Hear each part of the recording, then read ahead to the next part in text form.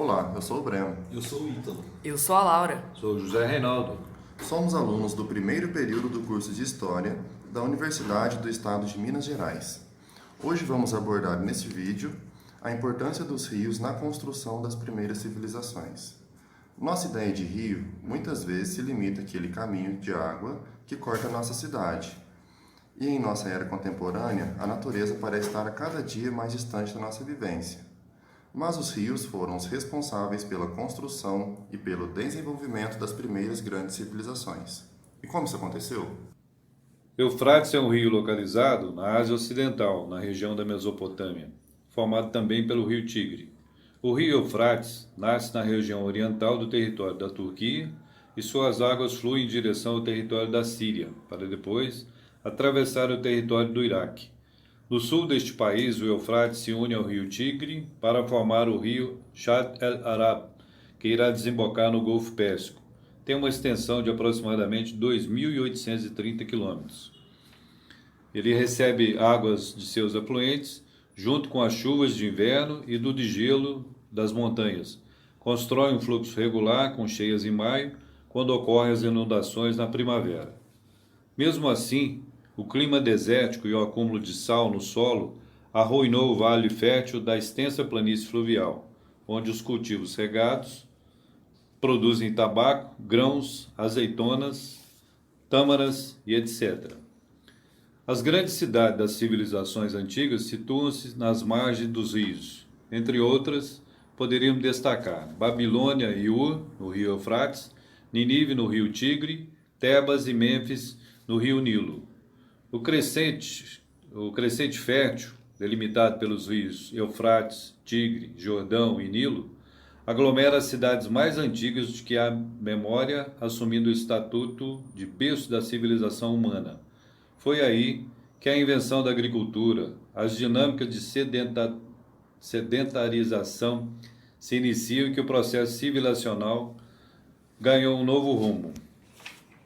As primeiras referências ao Eufrates vêm de textos cuneiformes, que significa escrita em forma de cunha, que foi criado pelos sumérios. São encontradas em meados da década do terceiro milênio a.C. Era chamado de o Rio da Divindade. As narrativas sobre os rios estão presentes nos livros sagrados, assim como na literatura contemporânea. Mesopotâmia, berço de civilizações.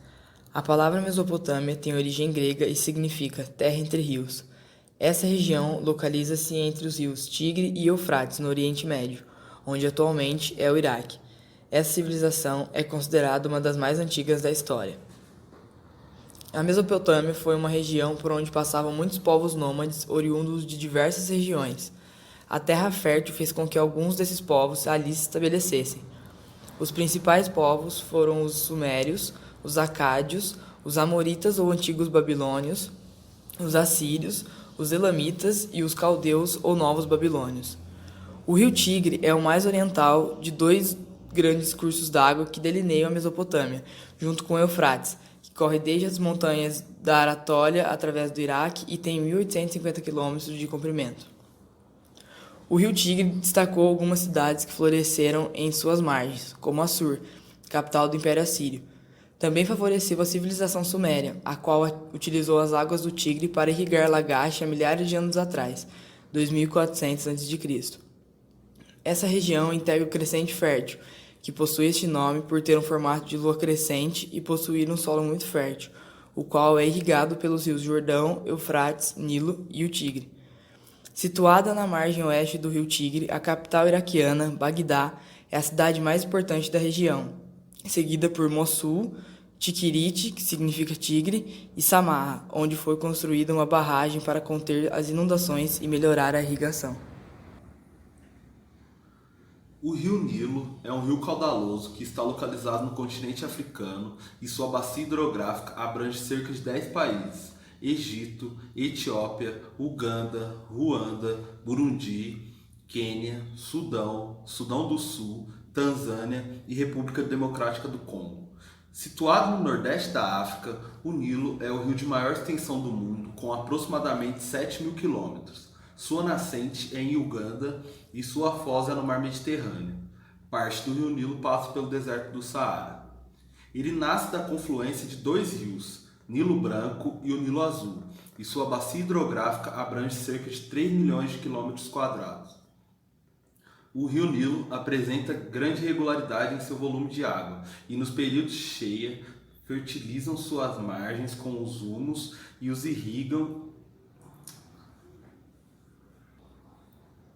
O rio Nilo apresenta grande regularidade em seu volume de água e nos períodos de cheias fertilizam suas margens com os humus e irrigam as planícies que o circundam. Para os egípcios, o rio Nilo era sagrado. Algumas histórias bíblicas de Moisés citam o rio Nilo. Desde a antiguidade, o Nilo teve um papel preponderante na construção de diversas civilizações, posto que muitas populações ribeirinhas se desenvolveram em suas margens. Sua existência permitiu o desenvolvimento da civilização egípcia, visto que a maior parte do território está localizada em regiões desérticas. Próximo ao rio, eles viviam da pesca e da agricultura, sobretudo cultivo de cereais, garantida pelas cheias do Nilo, que favoreciam a fertilização do solo. Além da agricultura, o rio Nilo foi uma das mais importantes fontes de água para os egípcios e ainda permitiu a intensificação do transporte de pessoas e de mercadorias e do comércio na região. O Rio Jordão, com extensão de 190 km, largura máxima de 30 metros e profundidade que varia entre 1 e 30 metros, em seu vale forma fronteira natural entre Israel e Jordânia, e é um rio de salinidade baixa, que vai aumentando conforme as águas se aproximam do Mar da Galileia. Este rio foi bastante citado em livros de algumas religiões. Existem relatos de assentamentos em suas margens desde cerca de 9.000 anos antes de Cristo. Suas margens férteis criou um ambiente próprio para a formação de uma série de aldeias e, posteriormente, cidades. Desenvolveram e aperfeiçoaram técnicas de agricultura e pecuária. Por essas condições de vida, esta região tornou-se alvo de disputas por seu controle. Dentre todos os reinos nascidos em seu entorno, destaca-se Israel, Judá, Fenícia, Filisteia e Síria. A Babilônia, a Síria e o Egito conquistaram essa região e obtiveram o controle da mesma, porém por um curto espaço de tempo. Conclusão. Podemos notar no conteúdo anterior que o acesso à água potável e sua administração, usando a natureza ao seu favor, foi essencial na formação de sociedades sedentárias, que logo desenvolveram e aprimoraram a agricultura, que por sua vez possibilitou um grande aumento da população e comercialização de excedentes.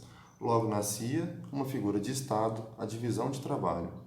Diferente dos nômades, sua sobrevivência agora é garantida, havendo comida e abrigo o ano todo, porém logo perde-se aos poucos a liberdade.